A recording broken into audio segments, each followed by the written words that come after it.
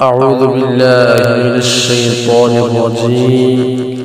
ولقد أخذ الله ميثاق بني إسرائيل وبعثنا منهم 12 نقيبا فقال الله إني معكم لئن أقمتم الصلاة وآتيتم الزكاة وآمنتم برسلي وعزرتموهم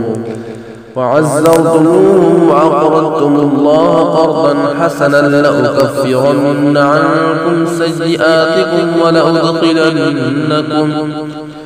ولأدخلنكم جنات تجري من تحتها الأنهار فمن كفر بعد ذلك منكم فقد ضل سواء السبيل.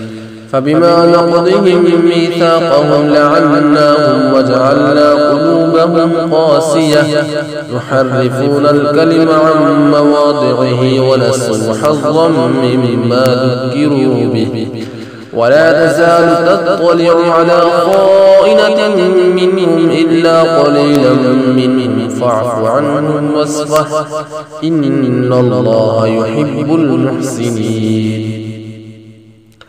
ومن الذين قالوا إنا نصارى أخذنا ميثاقهم فنسوا حظا مما ذكروا به فأغرينا بينهم العداوة والبغضاء إلى يوم القيامة وسوف ينبئهم الله بما كانوا يصنعون. يا أهل الكتاب قد جاءكم رسولنا يبين لكم كثيرا مما كنتم تخفون من الكتاب ويعفو عن كثير. قد جاءكم من الله نور وكتاب مبين يهدي به الله من اتبع رضوانه سبل السلام ويخرجهم من الظلمات إلى النور بإذنه ويهديهم إلى صراط مستقيم.